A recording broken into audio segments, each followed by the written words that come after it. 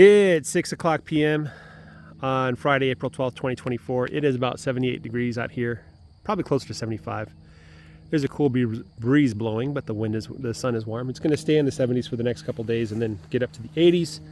And then I expect another storm next week as well.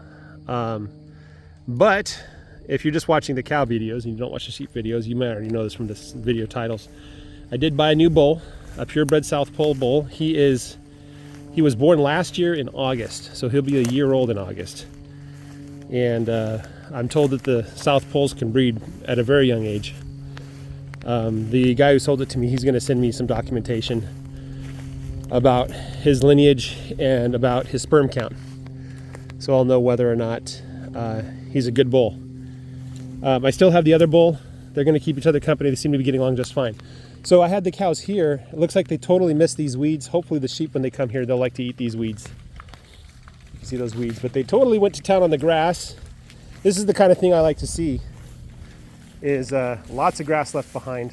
I was hoping that it would be longer than that, but that's fine. Lots of grass untouched. I'm not seeing any manure patties, which either means they were holding it in for the bathroom. Oh look, they totally went to town on these weeds. Destroyed. Wrecked. Get wrecked. But we're in the last section here. I'm going to move into a new row tomorrow morning, Saturday morning. And hey there, how are you doing, 43? There's Yellow's calf right there. There's Yellow. So, oh, and Rammy's with me. Rammy kind of ignored me at the sheep pasture. He wasn't too happy. I guess because I ignored him at first because, you know, the new bull. He's probably wondering, you know, am I important anymore? Do I matter? But then as we were leaving the pasture, the paddock for the sheep, he ran up to us bleating, and I think that means that he wanted to do some chores with me. So Rammy's helping move the cows to the new section here. This section is the same size as all the other sections, except the grass is probably like 6 times as dense and 10 times as tall. You know, just a beautiful, beautiful area here. We're just going to graze the tips and move on. I'll come back here with the sheep in 3 weeks and with the cows again probably in 6 weeks. And I'm maybe longer, because I'm planning on, when I start the next rotation with the cows, it's going to be all about like optimizing their grazing. So we're going to try to get like 80% of the grass, no more, no less. And we're going to adjust the row sizes, probably make them a lot smaller, and pay attention to how much forage they have in each little move. The goal there is that we want to basically touch all the grass, get it cut down 1/3, prevent it from going to the boot stage, so developing seeds, so we get a little more extra growing time out of it, and just putting a little more pressure on the weeds. The weeds don't like the grazing pressure. The grass does. The grass responds well to it. In fact, you might even say it's almost impossible to grow grass naturally without cows or some kind of ruminant, because the grass reacts well to being eaten. Not overeaten, but it reacts well to being eaten. If they take one bite and move with the cows, that's like what exactly the grass wants. The weeds, on the other hand, if you take a bite and move with the weeds do not like that. If you step on the weeds, they don't like that. The grass likes it. If you step on the grass once every couple weeks, it doesn't care. It likes it.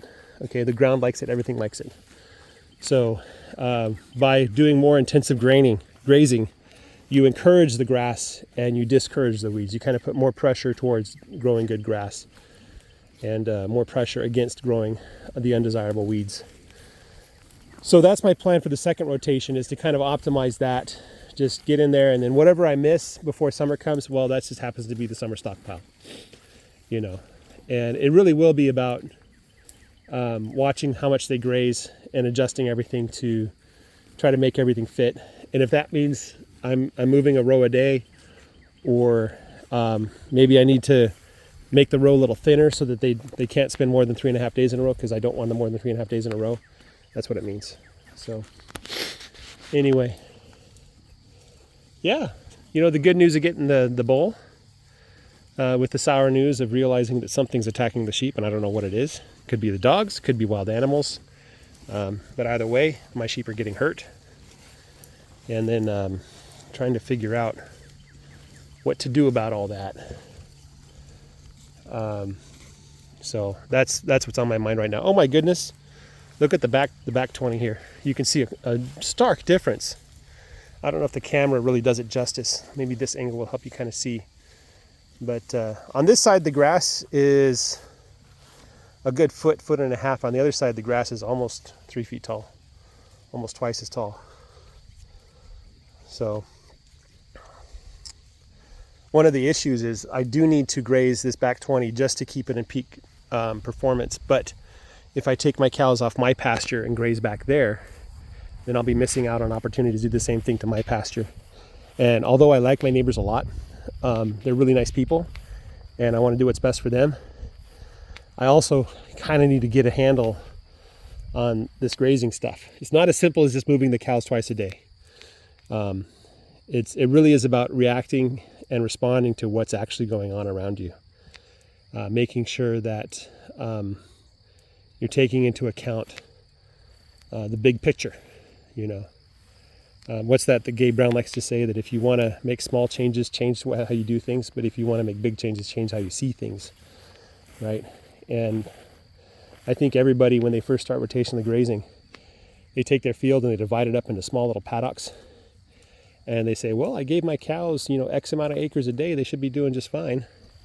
And then you look at the grass and you say, well, I've been having the cows visit you exactly every 6 weeks or whatever, you should be growing well, but it doesn't, right? And that's because that's not the formula. The formula is you can't graze grass you don't have, you can't overgraze, and you need to kind of optimize your grazing. And you need to do things like varying the schedule and alternating which areas you let rest and which areas you put more pressure on. You take into account what types of grass is growing, what kind of weeds there are, what kind of reed pressure there is, and how to respond to that. All those kind of things. So this is number 4. She lost her tag, but she's the 4th calf I ever tagged in my entire life on my farm. I've helped other people on their farms. So that's what I'm thinking about. Right now, it's just about scoot and move. I just want to keep the cows fed and just kind of get a feel for what's out here right now, and just kind of give that grass the spring wake-up call. Say, hey, you're going to be grazed, so get ready for it. And then I'm going to go back the second rotation, like I said, and do some more precise grazing, you know. And the calves are interested in Rami. What do you see? Rami, they just want to be friendly. They learned you're supposed to sniff butts if you're friendly. That's what the dogs taught them. So we got 30, 35, and 36 here. I just love the colors, the variations.